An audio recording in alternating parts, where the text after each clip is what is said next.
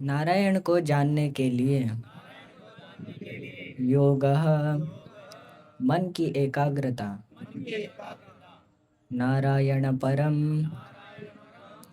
नारायण को प्राप्त करने के उद्देश्य से, तपः तपस्या, नारायण परम, नारायण की झलक पाने के लिए, ज्ञानम दिव्य ज्ञान की संस्कृति, नारायण परा, नारायण के धाम में प्रवेश करते ही मोक्ष का पथ समाप्त हो जाता है। गति ही उत्तरोत्तर पथ। अनुवाद एवं तात्पर्य कृष्ण कृपा मूर्ति श्री श्रीमद् अभय चरणारविंद भक्ति वेदांत स्वामी श्रील प्रभुपाद के द्वारा। अनुवाद। सभी प्रकार के ध्यान या योग नारायण की अनुभूति प्राप्त करने के लिए हैं। सारी तपस्याओं का लक्ष्य नारायण को प्राप्त करने के निमित्त है। दिव्य ज्ञान का संवर्धन नारायण की झलक प्राप्त करने के लिए है और परम मोक्ष तो नारायण के धाम में प्रवेश करने के लिए ही है। तात्पर्य। ध्यान योग की दो पद्धतियां हैं, अष्टांग योग तथा सांख्य योग। अष्टांग योग मन को एकाग्र करने का अभ्यास है, जिसमें ध्यान, धारणा, आसन, प्राणायाम इत्यादि विधियों से अपने आप को समस्त व्यस्तताओं से मुक्त कर लिया जाता है। सांख्य योग क्षणिक और सत्य का अंतर बताने वाला है, लेकिन दोनों ही पद्धतियां अंततोगत्वा निर्विशेष ब्रह्म की अनुभूति के लिए है, जो भगवान नारायण की आंशिक अभिव्यक्ति है। जैसा कि हम पहले कह चुके हैं, निर्विशेष ब्रह्म तेज श्री भगवान का अंश मात्र है। निर्विशेष ब्रह्म साक्षात श्री भगवान पर स्थित है। फलस्वरूप ब्रह्म पुरुषोत्तम श्री भगवान का महिमा गायन है। इसकी पुष्टि श्रीमद् भगवद गीता तथा मत्स्य पुराण दोनों से होती है। गति शब्द परम गंतव्य या मोक्ष की अंतिम स्थिति का सूचक है। निर्विशेष ब्रह्म ज्योति से तादात्म्य परम मोक्ष नहीं है। इससे तो श्रेष्ठ है अनंत वैकुंठ ग्रहों में से किसी एक में श्री भगवान की भव्य संगति। अतएव निष्कर्ष यह निकलता है कि नारायण या श्री भगवान सभी प्रकार की योग पद्धतियों तथा सभी प्रकार के मोक्ष के परम लक्ष्य हैं। ओम अज्ञानतिमिरान्धस्य ज्ञानाञ्जनशलाकया चक्षुरुन्मीलितं येन तस्मै श्रीगुरवे नमः। श्रीचैतन्यमनोभीष्टं स्थापितं येन भूतले स्वयं रूप कदा मह्यं ददाति स्वपदान्तिकं। वन्देऽहं श्रीगुरो श्रीयुतपदकमलं श्रीगुरून् वैष्णवांश्च श्रीरूपं साग्रजातं सहगण रघुनाथान्वितं तं सजीवं साद्वैतं सावधूतं परिजनसहितं कृष्णचैतन्यदेवं श्रीराधाकृष्णपादान् सहगण ललिता श्रीविशाखान्वितांश्च वाञ्छाकल्पतरुभ्यश्च कृपा सिन्धुभ्येव च पतितानां पावनेभ्यो वैष्णवेभ्यो नमो नमः। मद्गवीरपि गोपालो स्वीकुर्यात् कृपया यदि तदेवासां पयः पीत्वा हृष्येयुस्तत्प्रिया जनाः। जय श्री कृष्ण चैतन्य प्रभु नित्यानंद श्री अद्वैत गदाधर श्रीवासादि गौरभक्तवृंद। हरे कृष्णा कृष्ण कृष्ण हरे हरे, हरे राम राम राम हरे हरे। हरे कृष्णा। तो दूसरे स्कंद की चर्चा चल रही है यहाँ पर। इसी का शीर्षक है समस्त कारणों के कारण। भगवान कृष्ण जो नारायण है वो सभी कारणों के कारण हैं। और पिछला श्लोक और ये श्लोक दोनों अलग अलग वस्तुओं को इंगित करता है कि कैसे सब कुछ नारायण परायण है, सब उन्हीं के लिए है वास्तव में। और इस श्लोक में जो बताया योग है, तप है, ज्ञान और गति, ये सब जो चार चीजें हैं वो भगवान नारायण को प्राप्त करने के लिए या उन्हीं की सेवाओं में उपयोग करने के लिए है। मन की एकाग्रता जो योग है, चित्त वृत्ति निरोधा बताया गया है कि मन को एकाग्र करना है। तो बहुत सारे ऐसे साधन हो सकते हैं जिनसे मन वश में किया जा सकता है और बहुत सारे ऐसे प्रयास चलते रहते हैं। निर्विशेषवादी होते हैं, वो भी ऐसे प्रयास करते हैं, लेकिन वास्तव में उसका प्रयोजन जो है वो यहाँ पर भागवतम में जो बताया गया है कि भगवान श्री नारायण के परायण होना चाहिए। तो ध्यान जो करते हैं, तो ध्यान का लक्ष्य भगवान नारायण होने चाहिए। भगवान नारायण के रूप के ऊपर, उनके नाम रूप गुण लीला, इस पे ध्यान होना चाहिए, ना कि कोई अन्य वस्तु पर। ये इससे हम समझ सकते हैं। नहीं तो अन्यथा हम देखते हैं कि आजकल कोई कोई किसी निराकार पे ध्यान कर रहे हैं, कोई बल्ब पे ध्यान कर रहे हैं, इत्यादि बहुत सारे अलग अलग ध्यान करते हैं। लेकिन यहाँ हम श्रीमद् भागवतम से देख सकते हैं कि वास्तव में जो ध्यान है वो भगवान नारायण पारायण होना चाहिए, अर्थात भगवान नारायण के रूप के ऊपर, उनकी लीलाओं के ऊपर ध्यान होना चाहिए। और ऐसे ही जो तपस्या है, तो वो तपस्या का लक्ष्य भी भगवान नारायण ही होने चाहिए। अन्यथा चाहे कितनी भी कठोर तपस्या कर ले, लेकिन अगर उससे भगवान नारायण प्रसन्न नहीं होंगे या उनकी संतुष्टि के लिए नहीं है, तो वो तपस्या जो है वो, उसका कोई लाभ नहीं है, वो हृदय को और कठोर बनाती है। तो इसलिए उसका प्रयोजन जो है वो हमें समझना चाहिए कि जो योग है, तप है, ये सब शास्त्रों में जो दिया गया है, ये साधन जो है वो किसके लिए है, वो वास्तव में उनका प्रयोजन क्या है। तो वास्तव में ज्ञान का जैसे बताया गया यही प्रयोजन है कि भगवान नारायण है, उन्हीं की संतुष्टि के लिए, उन्हीं को जानने के लिए ज्ञान का उपयोग किया जाना चाहिए। और वही वास्तविक ज्ञान है, और वही अंततः जो उद्देश्य बताए गए हैं सभी शास्त्रों के, और सभी जो भी लक्ष्य होना चाहिए हमारा हर कार्य करने के पीछे, वो भगवान नारायण ही होने चाहिए। तो अन्यथा ये सब जो वस्तुएं हैं, शास्त्रों में इनकी तुलना ऐसे की गई है कि जैसे एक मृत शरीर की सजावट है, वो उसकी तरह है। भगवत भक्तिहीनस्य जाति शास्त्रम जपस तपः अप्राणस्येव देहस्य मंडनम लोकरंजनम। कि भगवत भक्ति से हीन अगर जाति शास्त्र जपस तपः, अर्थात कोई भी उच्च कुल में जन्म प्राप्त किया है, या कोई शास्त्र अध्ययन है, या जप है, या कोई भी प्रकार की तपस्या है, वो सब उस प्रकार है जैसे अप्राणस्येव देहस्य मंडनम लोकरंजनम। एक मृत शरीर है, उसको सजाने की भांति है ये सब। लोकरंजनम, लोग बहुत प्रसन्न होते हैं, देख के लग सकता है बहुत बड़ा उत्सव चल रहा है, लेकिन वो किसके लिए है? ऐसे व्यक्ति के लिए जो मर चुका है। तो आजकल हम देखें तो जितना भी प्रयास हो रहा है वो सब केवल इसी के लिए हो रहा है, मृत शरीर को सजाने के लिए। क्योंकि वास्तव में वो जो उपयोग भगवान की सेवा के लिए होना चाहिए, वो अन्य स्थानों पर उपयोग किया जा रहा है। हर वस्तु का वास्तविक उपयोग है वो भगवान की सेवा में ही है, क्योंकि हर वस्तु के स्वामी भगवान कृष्ण, भगवान नारायण है। और एक स्वामी के उपयोग के लिए होती है जो भी वस्तु है, उसके अंतर्गत है। तो ये एक उदाहरण दिया जाता है शास्त्रों में कि कैसे ये एक मृत शरीर को सजाने की भांति है। और दूसरा, ज्ञान के लिए ब्रह्मा जी हैं, वो दशम स्कंद में बताते हैं कि कैसे, वहाँ उदाहरण देते हैं कि धान है वो निकल गया है, उसके बाद जो उसका भूसा बचा है उसको पीटने की तरह है।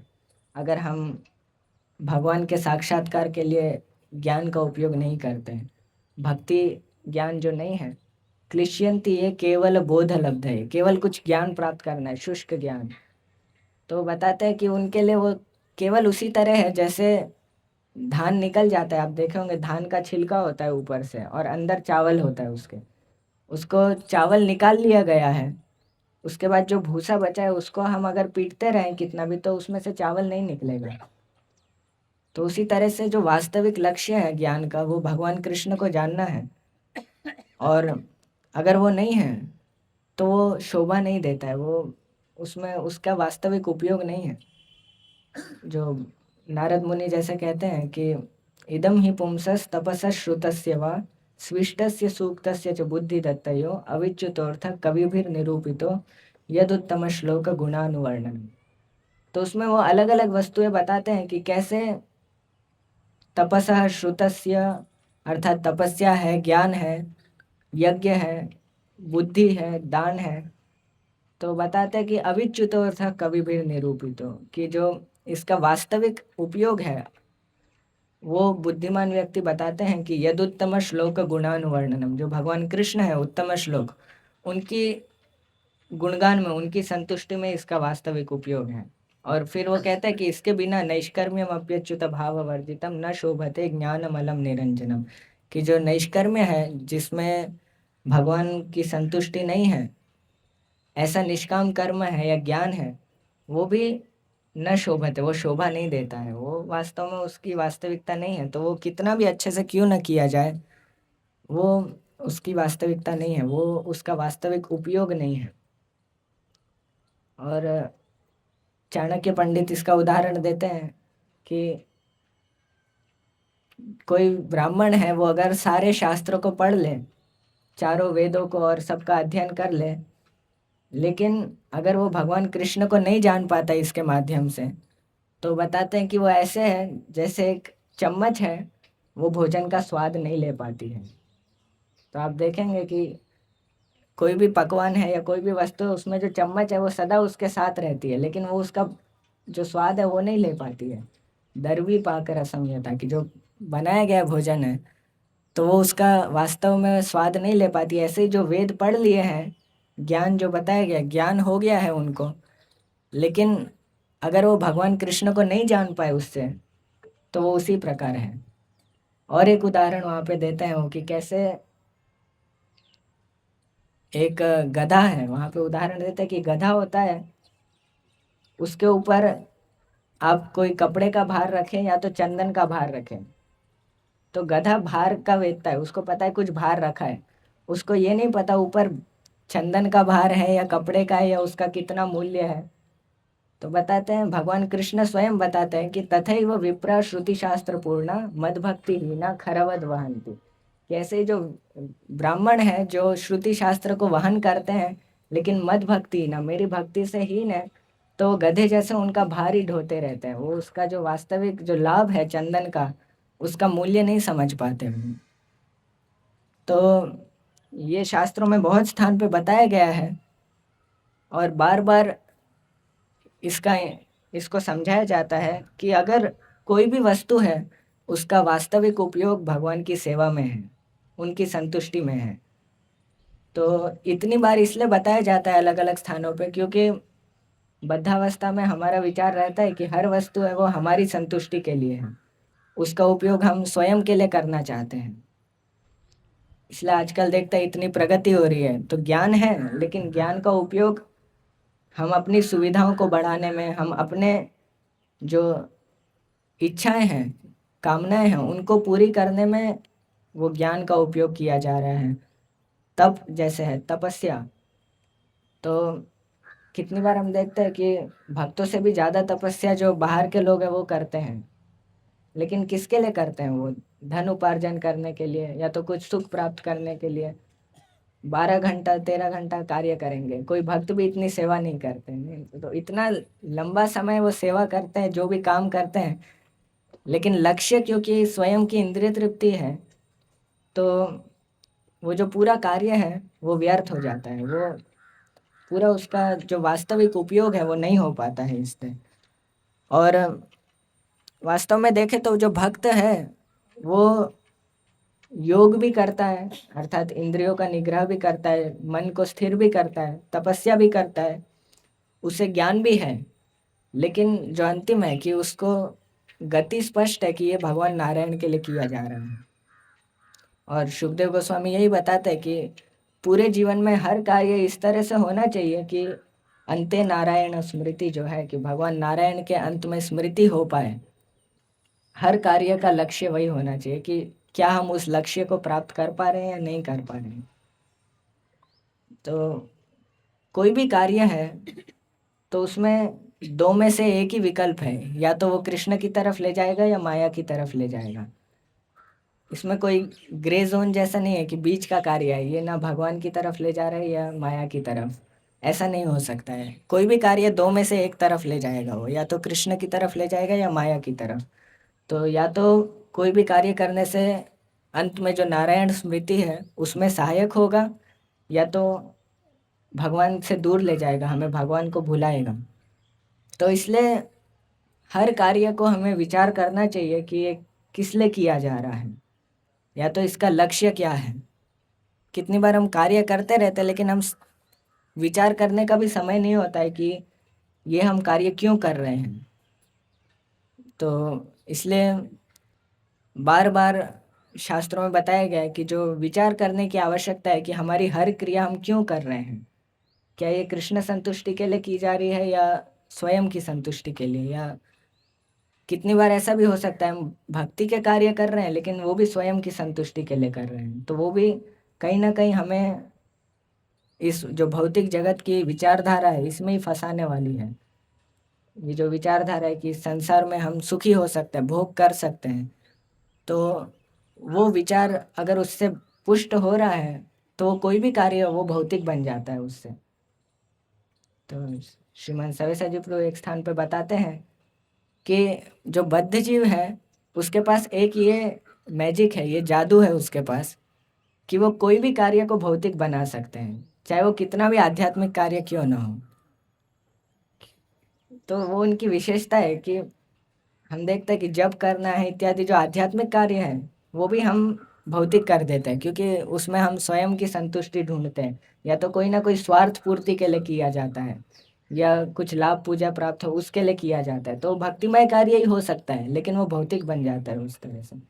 और इसके विपरीत जो शुद्ध भक्त होते हैं उनके पास ये एक चमत्कार रहता है कि वो कोई भी भौतिक वस्तु को आध्यात्मिकता में परिवर्तित कर सकते हैं। और ये हम देख सकते हैं श्रील प्रभुपाद के उदाहरण से कि कैसे उन्होंने हर वस्तु का कृष्ण की सेवा में उपयोग किया, तो हर वस्तु को आध्यात्मिक कर दिया उन्होंने। तो श्रील प्रभुपाद एक स्थान पे कहते हैं कि यहाँ तक कि एटम बम भी भगवान की सेवा में उपयोग हो सकता है। तो साधारण रूप से समझना कठिन है, लेकिन शुद्ध भक्त है वो हर वस्तु को भगवान की सेवा में लगा सकते हैं, हर वस्तु को आध्यात्मिक कर सकते हैं। तो ये हम देख सकते हैं यहाँ से कि कैसे ये जो भेद है, कार्य एक जैसा लग सकता है, एक जो भक्त है वो भी ऐसे ही कार्य करेगा और भौतिकतावादी व्यक्ति है वो भी उसी प्रकार का कार्य करेगा, लेकिन उसमें बहुत बड़ा अंतर रहता है, और वो अंतर चेतना का होता है कि जो भौतिक बनाता है या आध्यात्मिक बनाता है। तो वो ही हम देखते हैं कि कितनी बार, इसलिए जब हम पुस्तक वितरण करते हैं तो साधारण रूप से लोग सोचते हैं कि दूसरा व्यक्ति भी बेच रहा है, आप भी कुछ बेचने आ गए। कितनी बार ट्रेन में जाते हैं तो उनको लगता है एक जैसा कार्य है, लेकिन बहुत बड़ा भेद है उसमें। एक व्यक्ति है वो स्वयं की संतुष्टि के लिए कुछ कर रहा है और दूसरा है वो भगवान की संतुष्टि के लिए कार्य कर रहा है। तो इसलिए जो शुद्ध भक्त है वो हर वस्तु को, हर कार्य को विचार करके वो भगवान की सेवा में लगाने का प्रयास करते हैं। इसके विपरीत जो बद्ध व्यक्ति है वो हर कार्य में बस स्वयं की इंद्रिय तृप्ति का विचार करते हैं। तो आजकल ये विचारधारा जो है कि जो साधारण रूप से हम देखेंगे स्लोगन लगे रहते हैं, जस्ट डू इट, आप इसे बस कर दो।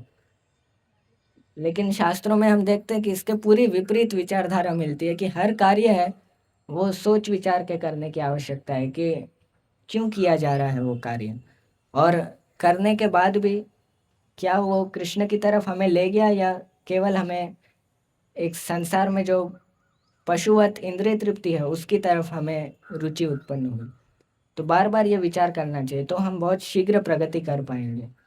अन्यथा हम कितनी बार इतने व्यस्त होते हैं तो विचार ही नहीं कर पाते कि ये कार्य क्यों कर रहे हैं, और फिर बाद में जाके पता लगता है कि हम इतने समय से कर रहे थे कार्य लेकिन वो हमें भगवान से दूर ही ले जा रहा था, हमें प्रगति नहीं हो रही थी, उसकी जगह हम एक ही जगह स्थिर रह गए थे। तो इसलिए शास्त्रों में जो बताया गया है कि प्रतिदिन कुछ समय निकाल के विचार करना चाहिए कि जो भी आज दिन में कार्य किए हैं वो कैसे कार्य रहे हमारे। प्रत्यहम प्रत्यवेक्षेत नरश्चरितमात्मनः किन्नु में पशुभिस्तुल्यम किन्नु सत्पुरुषैरिति। तो शास्त्रों में बताया कि प्रतिदिन अपने जो चरित्र है, अपने जो कार्य हैं, उनको एक व्यक्ति को विचार करना चाहिए कि क्या ये सत्पुरुषों की तरह कार्य थे या पशु की तरह कार्य किए।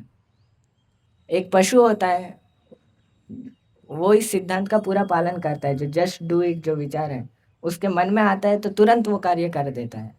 साधारण रूप से देखे होंगे, कोई भी पशु है, जैसे उसके मन में आता है ये करना चाहिए तो वो तुरंत उसको कर देता है, उस पर विचार नहीं होता है। और उसमें ये डिफ़ॉल्ट सेटिंग है कि वो हर कार्य अपनी इंद्रिय तृप्ति के लिए करेगा साधारण रूप से। तो लेकिन जो मनुष्य है उसके पास ये विचार की शक्ति है, उसके पास ये अवसर है कि वो सोच सकता है कि ये कार्य किस लिए किया जा रहा है और कैसा कार्य है ये, आध्यात्मिक कार्य है, भौतिक कार्य है, या हमें भगवान की तरफ ले जाएगा।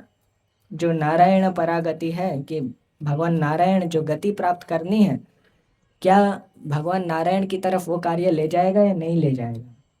तो ये भक्त का हर समय विचार रहता है कि जिस प्रकार का भी कार्य है वो भगवान की तरफ ले जाना चाहिए। और जरूरी नहीं है कि सीधा भगवान से संबंध हो, लेकिन भक्ति में प्रगति के लिए अनुकूल होना चाहिए। वो हम कैसे पता लगाएंगे कि हमारी जो इस जगत में आसक्ति है उसको कम करने की तरफ होना चाहिए वो कार्य, क्योंकि अनासक्ति विकसित करना ही वास्तव में जो इस संसार से वैराग्य है वो बहुत आवश्यक है हमें भक्ति में प्रगति के लिए देखें। क्योंकि अगर हम देखें तो वास्तव में इस बद्ध जीवन का कारण यही है कि हम इस जगत का भोग करना चाहते हैं, और वैराग्य का अर्थ है कि हम इस जगत से विरक्त होकर वास्तव में कृष्ण की शरण लेने का प्रयास कर रहे हैं। तो इसलिए बहुत आवश्यक है कि इसको विकसित करने का प्रयास करें कि ऐसे कार्य जो हमें भगवान की तरफ आसक्ति बढ़ाने के लिए प्रोत्साहित कर रहे हैं और इस भौतिक जगत से आसक्ति कम होने के लिए प्रोत्साहित कर रहे हैं। तो दोनों एक साथ होता है, ऐसा नहीं कि अलग से प्रयास करना पड़ेगा। भगवान की तरफ आसक्ति हम विकसित करेंगे तो स्वतः इस भौतिक जगत की जितने भी आसक्ति है वो स्वतः कम होती जाएगी।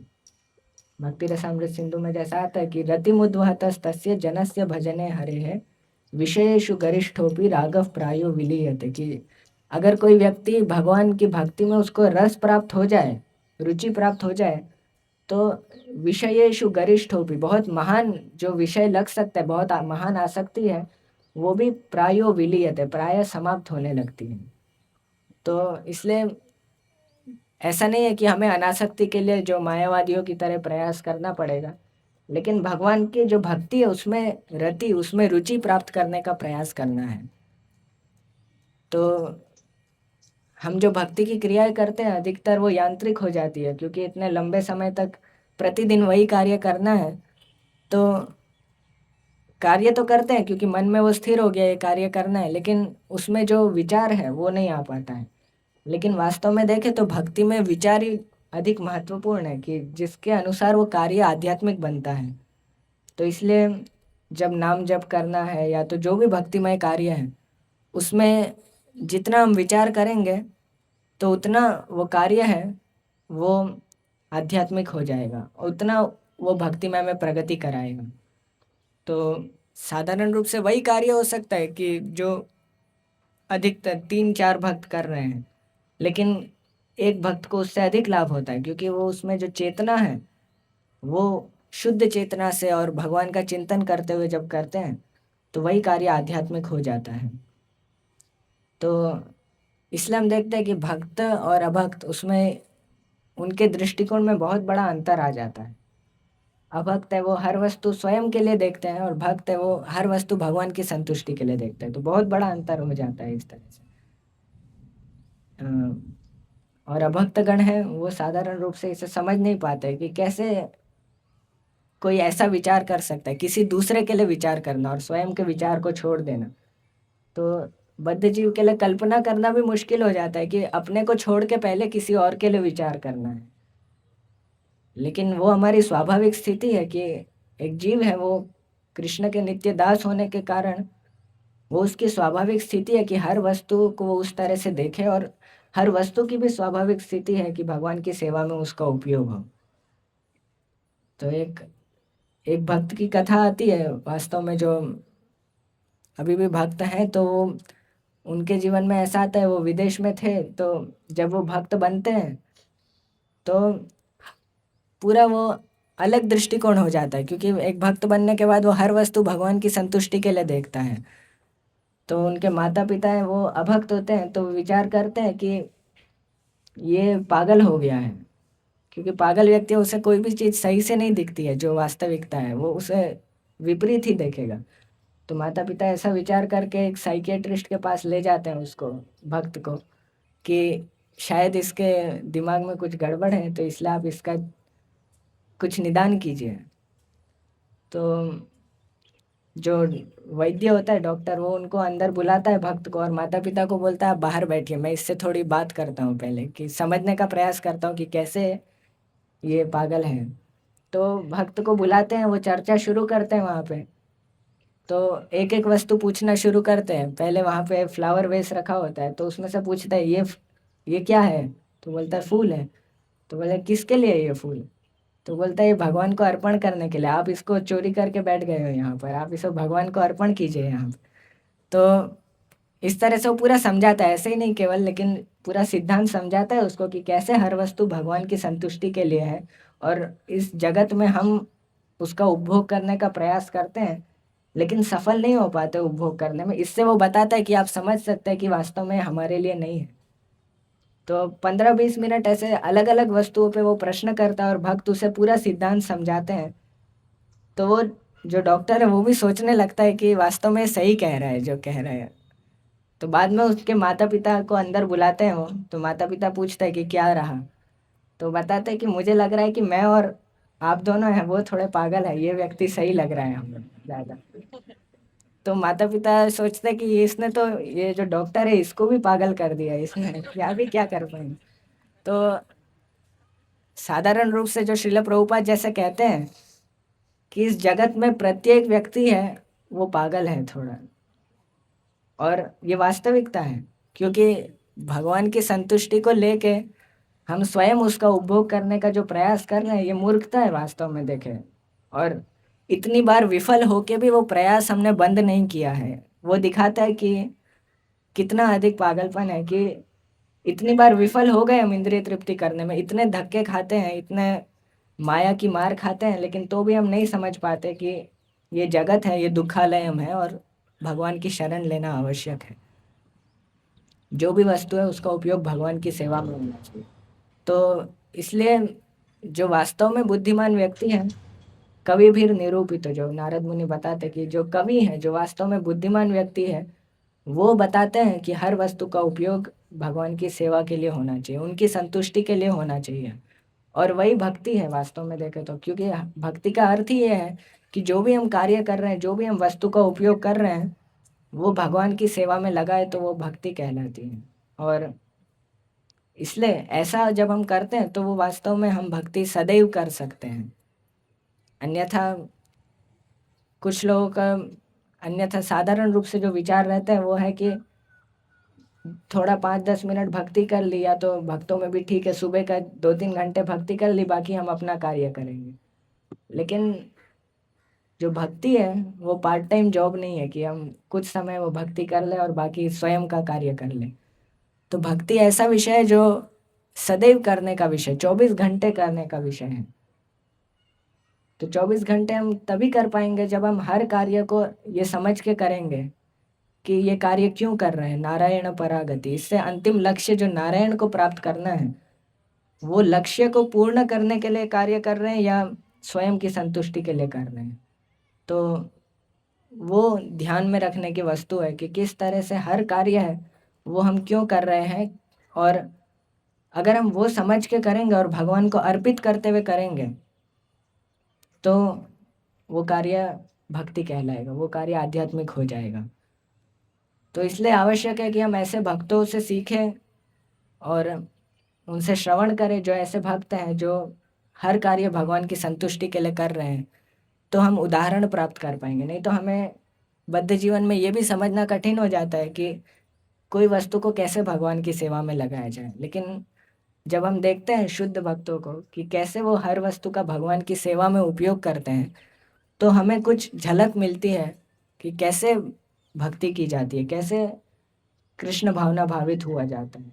तो वो जो है कृष्ण भावना भावित होने का अर्थ यही है कि सदैव भगवान का चिंतन करें, वही लक्ष्य है हमारा। गोपियों का देखेंगे, जो हम जानते हैं चैतन्य महाप्रभु बताते हैं, रम्या काचिद उपासना व्रजवधु वर्गेण या कल्पिता, कि गोपियों की जो भक्ति है वो लक्ष्य है हमारा। तो वो लक्ष्य में अगर हम देखें तो गोपियाँ क्या करती है, पूरे दिन उनका कृष्ण चिंतन रहता है, जो भी वो कार्य करती है कृष्ण प्रसन्नता के लिए करती है।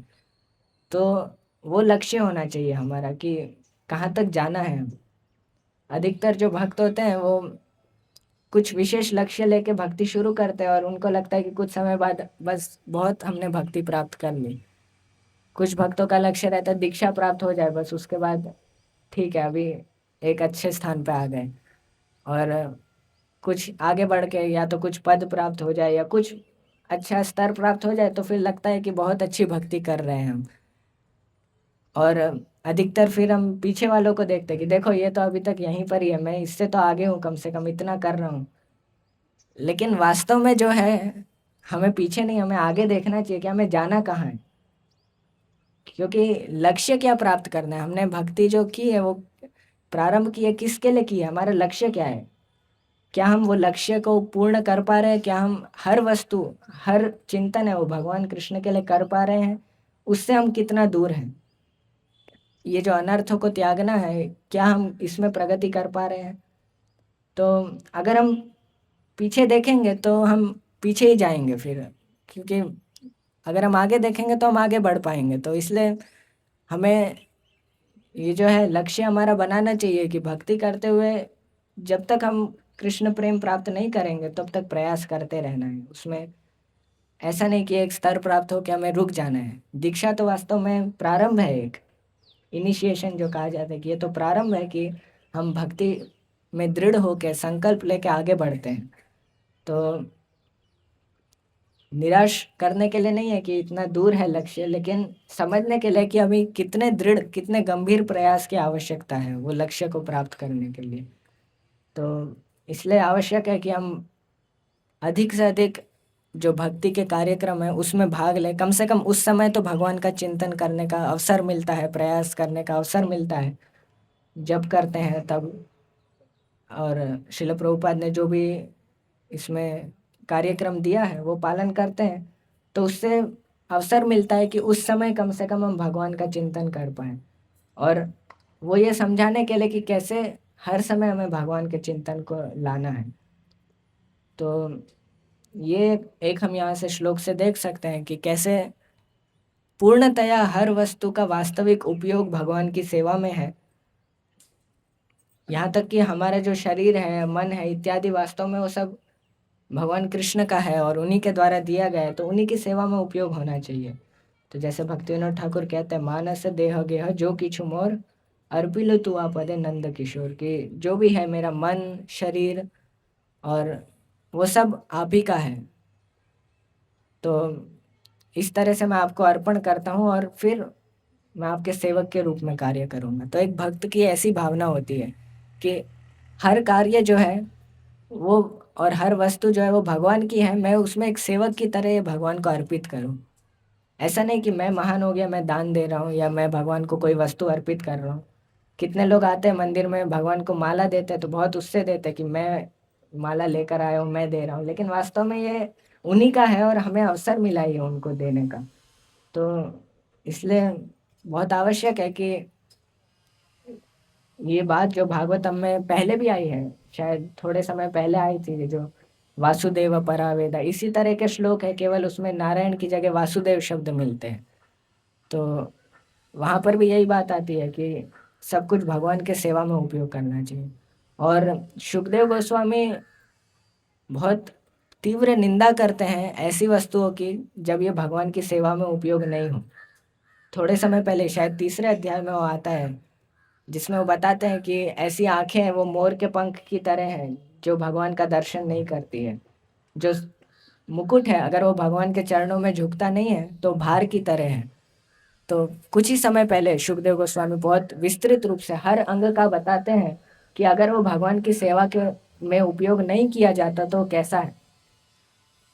अगर कोई भक्ति नहीं करता है तो उसका बता है कि जीते हुए भी वो शव के समान है, जीवन शव, कि कोई जी रहा है लेकिन वो शव की तरह है। तो विश्वनाथ चक्रवर्ती ठाकुर बताते हैं कि कोई मृत व्यक्ति है वो ज्यादा श्रेष्ठ है जो जीते हुए शव के समान है। क्योंकि जीता हुआ शव क्या है, वो भूत है। अब देखें, वो भूत होता है, वो जी रहा है लेकिन वो शव की तरह, वो दिखता नहीं है, वो तो वास्तव में जो भक्त नहीं है वो सब भूत की तरह घूम रहे हैं, क्योंकि वास्तव में भक्ति जो है वो एक व्यक्ति को वास्तव में जीवन है वो। और जो व्यक्ति भक्ति नहीं करता वो जीवन शवः, अर्थात जीते हुए भी शव के समान है। तो इसलिए बहुत आवश्यक है समझना कितनी गंभीरता है कि कितनी तीव्रता से हमें हर कार्य को, हर इंद्रियों को भगवान की सेवा में लगाना चाहिए। अभी हमें ये समझने का अवसर है, ये लगाने का अवसर है, तो उसका अच्छे से उपयोग करना चाहिए। क्योंकि हम देख पाते हैं कि कितने पशु पक्षी है वो नहीं कर पा रहे हैं इसे। तो एक भक्त है उन्हें भी नियुक्त करने का प्रयास करता है, जैसे दूध है गाय का तो वो भी भगवान को अर्पित करने का प्रयास करेंगे तो इससे उनका भी लाभ होता है। पुष्प है उसको उसको भी भगवान की सेवा में लगाते हैं। तो इस तरह से हर कार्य जो है, हर वस्तु जो है, उसको भगवान की सेवा में लगाने का प्रयास करना चाहिए। और इसको गंभीरता से लेना चाहिए कि भगवान ने हमें अवसर दिया है, हमें ये वस्तु दी है, तो इसका हम सही से उपयोग करें, अन्यथा वो वस्तु बाद में ले ली जाएगी। क्योंकि अगर कोई वस्तु है किसी को दी जाती है तो ये सोच के दी जाती है कि इसका सही से उपयोग करेगा। किसी को भी कोई अधिकार दिया जाता है, कोई पोस्ट दी जाती है, अगर वो उसको जिम्मेदारी से नहीं निभाए तो उस पोस्ट को ले लिया जाता है उससे कि वो उसका योग्य नहीं है। तो जो मनुष्य है उसको ये पोस्ट दी गई है, उसको ये अवसर दिया गया है, जो पशुओं को नहीं है, कि वो हर वस्तु को भगवान की सेवा में लगा पाए, हर इंद्रियों को भगवान की सेवा में लगा पाए, अपने मन वचन कर्म को भगवान की सेवा में लगा पाए। लेकिन अगर वो ऐसा नहीं करता है तो उससे वो छीन लिया जाता है, फिर वो जिस प्रकार का कार्य करते हैं उसके अनुसार उनको अवसर दिया जाता है, शरीर दिया जाता है। तो जैसा भी है, जितना भी भगवान कृष्ण ने हमें प्रदान किया है, वो अगर हम उन्हीं की सेवा में लगाते हैं तो सदुपयोग है, जो उसका वास्तविक उपयोग है वो वस्तु का, और हमारा भी वो वास्तविक उद्धार करता है। वास्तव में सब उनका है, लेकिन हम देने मात्र से हमारा लाभ होता है। जैसे गंगा के जल से ही गंगा देवी को तर्पण किया जाता है, कोई अलग से उसको हम नहीं कर सकते हैं। क्योंकि गंगा जल को, गंगा देवी को कुछ अर्पित करना है तो गंगा जल से श्रेष्ठ कुछ नहीं है। तो उसी तरह सब वस्तु भगवान की है और हम उनको क्या अर्पित कर सकते हैं। लेकिन जब उन्हें प्रेम से अर्पित करते हैं तो वो प्रेम है, वो भगवान को प्रसन्न करता है।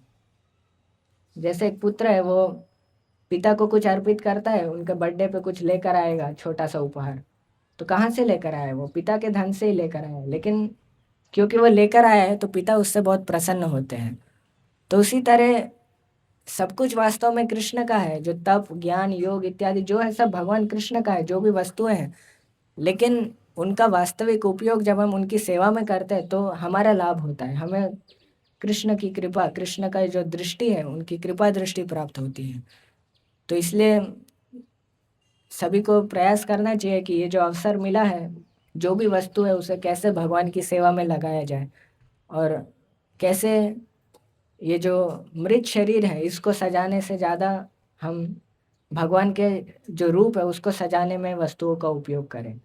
और वही वास्तव में हमारा भी कल्याण करेगा, वस्तुओं का भी कल्याण करेगा, अन्य जीवों का भी कल्याण करेगा। हर एक जो भी भगवान से संपर्क में आएगा सबका कल्याण हो जाएगा। और इसके विपरीत जो भी हमारी सेवा में हम प्रयुक्त करेंगे तो वो उसकी व्यर्थता है, वो वस्तु भी व्यर्थ हो जाती है। लेकिन अगर हम स्वयं को भगवान की सेवा में उपयोग करें तो जो भी हम उपयोग कर रहे हैं वो भी भगवान की सेवा में लग जाते हैं। तो एक भक्त है वो हर एक वस्तु को भगवान से जोड़ सकता है, ये उसका चमत्कार है, ये उसकी विशेषता है जो हम यहाँ से देख सकते हैं श्रीमद् भागवतम से। हरे कृष्ण। तो किसी का कोई प्रश्न है या कोई टीका टिप्पणी या कोई त्रुटि है तो बता सकते हैं। एक आपने पॉइंट कहा कि लोग भक्ति करते हैं, लेकिन भक्ति करते हुए भी हम अपना एंजॉयमेंट, हम अपनी सुख चाहते हैं, उसको थोड़ा समझ में, भक्ति करते हुए भी कैसे हम अपनी भक्ति करते हैं।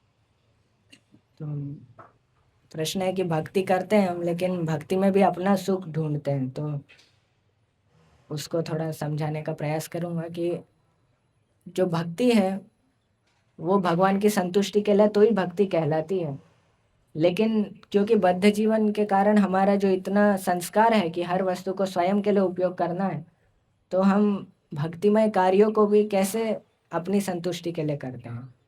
तो उदाहरण के लिए ले कि जैसे भगवान की सेवा के लिए हमें कुछ मिलता है तो हम उसका उपयोग स्वयं की इंद्रिय तृप्ति में करने लग जाते हैं। जैसे कोई पद मिला, उदाहरण के लिए कोई स्थान मिला कि वो स्थान में आपको इसलिए रखा गया है कि आप उसमें और अच्छे से भगवान की सेवा कर पाए, अधिक से अधिक लोगों को अवसर दे पाए वो भगवान की सेवा करने का। लेकिन वो पद में आके अगर हम ये विचारने लग जाए कि मेरी संतुष्टि के लिए क्या है, और जो हमसे जुड़े हुए लोग हैं उनको स्वयं की सेवा में लगाने लग जाए जैसे, तो वो भक्ति का दुरुपयोग हो गया। वो वास्तव में भक्ति कर रहे हैं हम, बाहर से दिख सकता है कि हम प्रचार कर रहे हैं और अनेक स्थानों पे जाके बहुत सारे लोगों को जोड़ रहे हैं, लेकिन उसके पीछे का प्रयोजन क्या है? क्या हम भगवान की संतुष्टि के लिए करना चाहते हैं या स्वयं की कोई उसमें अन्य विचार हो सकते हैं? या तो भक्ति की क्रियाएं हैं, वही हम कुछ लक्ष्य लेके करें। जैसे हमें कोई दुख आ रहा है, भौतिक दुख, तो उसको हम विचार करने लग जाए कि जब के समय कि भगवान ये हमारा पूरा कर दीजिए, तो भक्ति की क्रिया है, जप है, वो पूरी तरह आध्यात्मिक क्रिया है।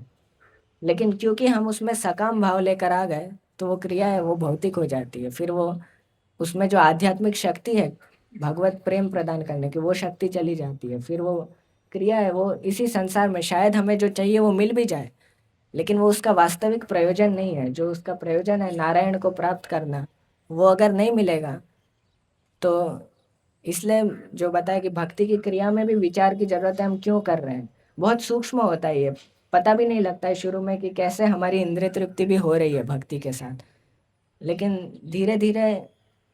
और ऐसा होता है कितनी बार जब पता लगता है तब तक बहुत विलंब हो चुका होता है, तब तक माया प्रवेश कर चुकी होती है। तो इसलिए कितनी बार फिर भ्रमित हो जाता है भक्ति के पद से। तो इसलिए बहुत जरूरी है कि समझ के करें कि हर कार्य हम क्यों कर रहे हैं। शुरू में सबका प्रयोजन ठीक रहता है जब नए नए आते हैं, लेकिन जैसे जैसे थोड़े वरिष्ठ होते हैं या तो कोई सेवा मिलती है, कोई जिम्मेदारी मिलती है, तो क्योंकि वो वासना अंदर है, कामना अंदर है, तो बहुत ऐसे भ्रमित होने के जो चांस है वो बढ़ जाते हैं उस तरह से। तो इसलिए एक तो है कि शुरू में जब बहुत समझ के ये सब ज्ञान प्राप्त करके कि कैसे माया क्या है और भक्ति क्या है, ये समझ के कार्य करें, और बाद में भी बार बार इसका स्मरण प्रतिदिन करते रहें कि ये सेवा क्यों कर रहे हैं, किस भाव में सेवा कर रहे हैं। तो वो मनोवृत्ति शुद्ध रखने की बहुत आवश्यकता है इसको।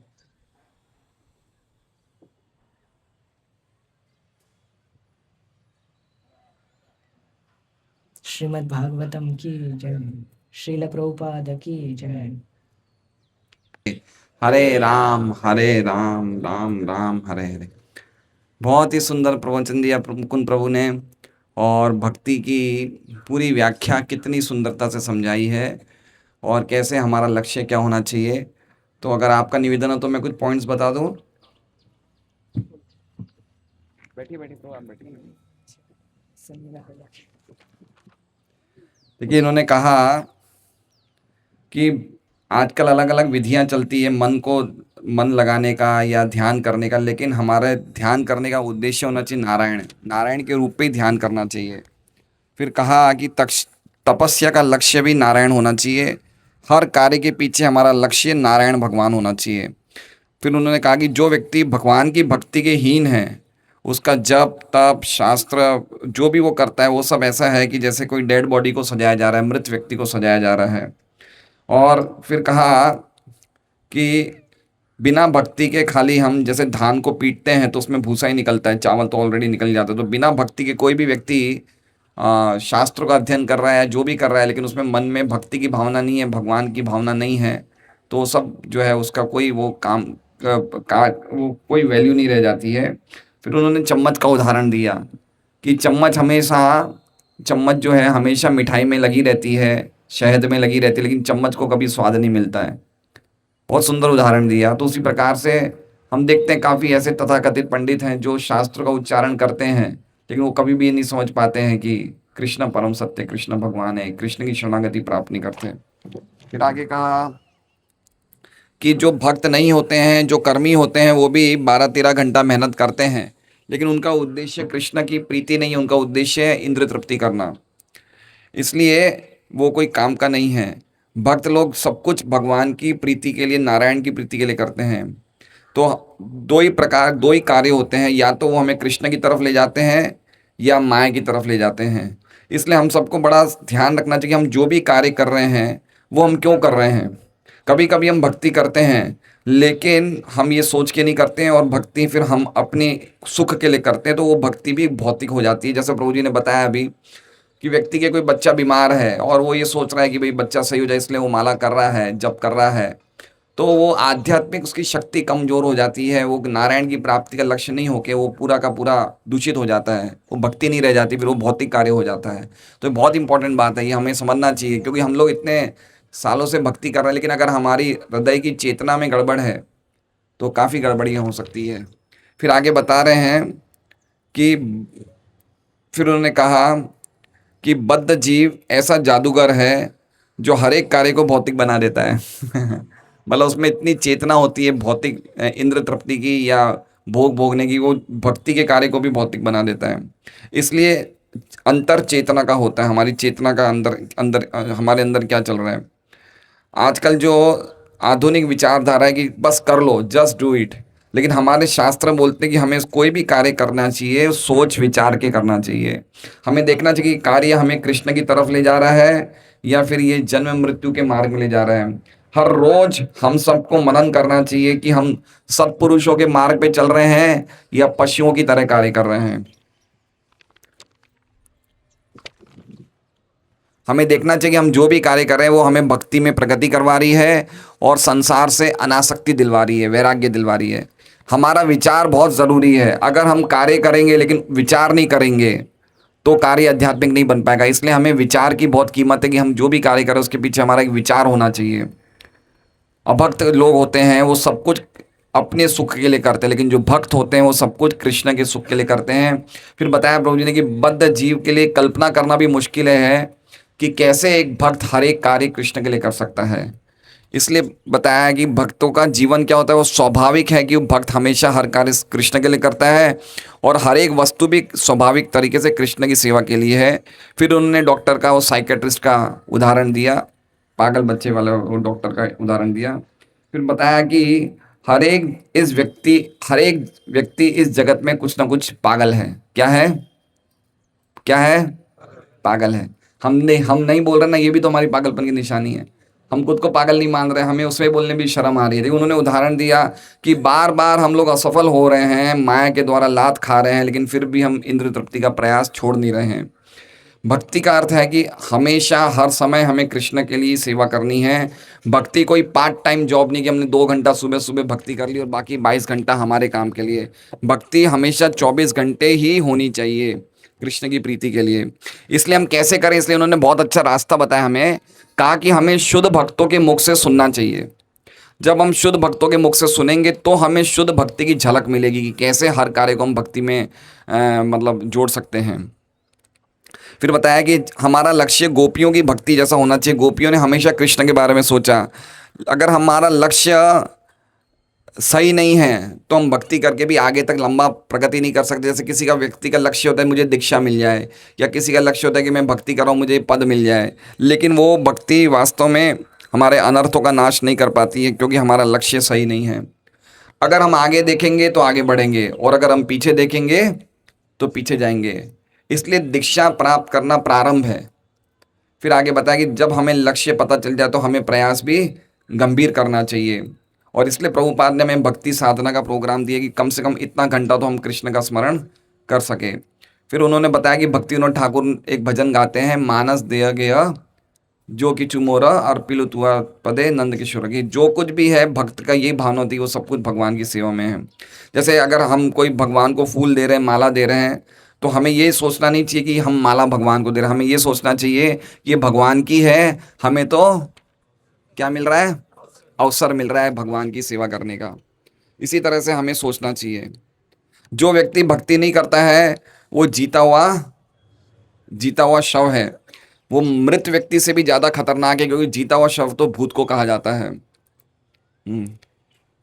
और फिर प्रभु जी ने बताया बहुत अच्छी बात कि अगर हमें जो चीज़ें मिली हैं, जो भी हमें भगवान से सुविधाएं या जो भी वस्तुएं प्राप्त है, अगर भगवान की सेवा में नहीं लगाएंगे तो क्या होगा, हमसे वापस खींच ली जाएगी। तो हो सकता है मनुष्य जीवन भी वापस नहीं मिले, ये भी चांसेस है, संभावना है।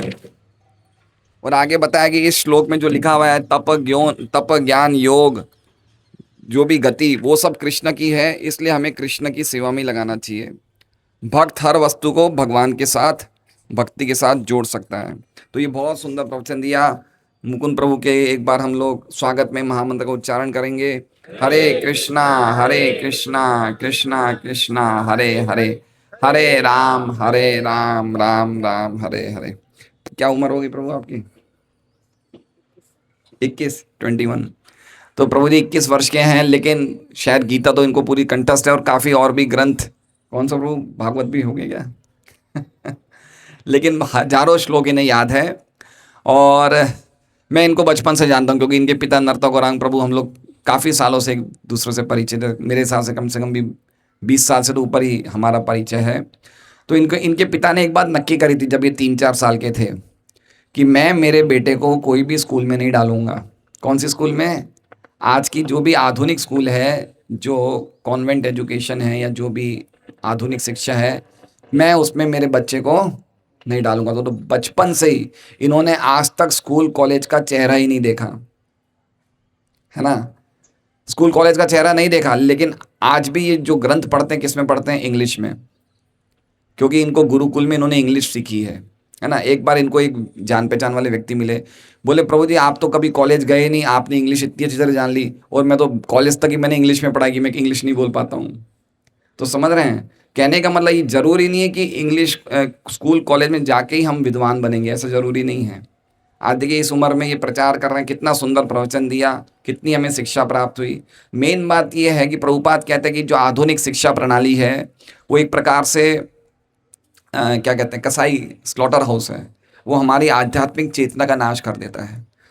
तो हमारे भक्तों के लिए बहुत बड़ी शिक्षा है कि हम बच्चों को, अगर हमारे पास मजबूरी है कि हम उसके अलावा नहीं भेज रहे, तो एटलीस्ट कम से कम प्रभु जी का देखिए, इनके पिताजी ने अपनी नौकरी छोड़ दी कि मेरे बच्चे को मैं फॉरेन की ये बाहर की ये भौतिक शिक्षा नहीं दूंगा। तो इनके पिताजी इनको लेके वहाँ चले गए, जो नंदग्राम के पहले एक जगह अवंती आश्रम, वहाँ पे ये 2-3 परिवार चले गए और इनको शिक्षा दी। इनको पढ़ाते थे, गीता से भागवत से अलग अलग ग्रंथों से पढ़ाते थे। और फिर इन्होंने इतनी मतलब इनको शास्त्रों में इतनी वो रुचि हो गई कि अभी भी ये बहुत ऊंची ऊंची शिक्षाएं प्राप्त कर रहे हैं बड़ौदा में, धर्मशास्त्र पे, नीति शास्त्र पे। तो ये देखिए एक एक व्यक्ति जो गुरुकुल में पढ़ा, उस कितना बड़ा योगदान दे रहा है समाज को, है ना। और हम लोग बच्चों को आजकल के स्कूल में पढ़ा रहे हैं, तो बच्चे क्या बन रहे हैं? वो इंद्रिय तृप्ति के पीछे भाग रहे हैं। तो हम जीता जाता उदाहरण देख सकते हैं कि कैसे मानव समाज के लिए कितना काम का ये है कि हम बच्चों को गुरुकुल में पढ़ाएं और उस हिसाब से हम उनको संस्कार दें कि वो आगे जाके स्कूली शिक्षा में नहीं जाए। स्कूली शिक्षा में कुछ नहीं बनते बच्चे, गधे बन जाते हैं, है ना। जैसे इन्होंने गधे का, वो गधा ही बनता है, वो सुबह से लेके बैग लगा के जाता है ट्यूशन कोचिंग क्लास, रात तक आता है, ये गधे जैसा काम करवा रहे हैं हम लोग। तो बहुत अच्छा क्लास दिया प्रभु जी ने। तो हम उनसे निवेदन करते हैं कि आते रहें, बराबर आते रहें और इस तरह से हम लोग को दिव्य ज्ञान देते रहें। हरे कृष्णा हरे कृष्णा। तो इनको निकलना होगा, इनकी 9:45 बजे की ट्रेन है। तो अभी हमारे साथ प्रसाद लेंगे, और आज का प्रसाद धर्मवत्सल प्रभु की तरफ से है। धर्मवत्सल प्रभु को भी हम एक बार महामंत्र का उच्चारण करके स्वागत करेंगे। हरे कृष्णा कृष्णा कृष्णा हरे हरे, हरे राम राम राम हरे हरे। हरे कृष्णा। तो 5 मिनट हम संकीर्तन करेंगे। प्रभु धीरे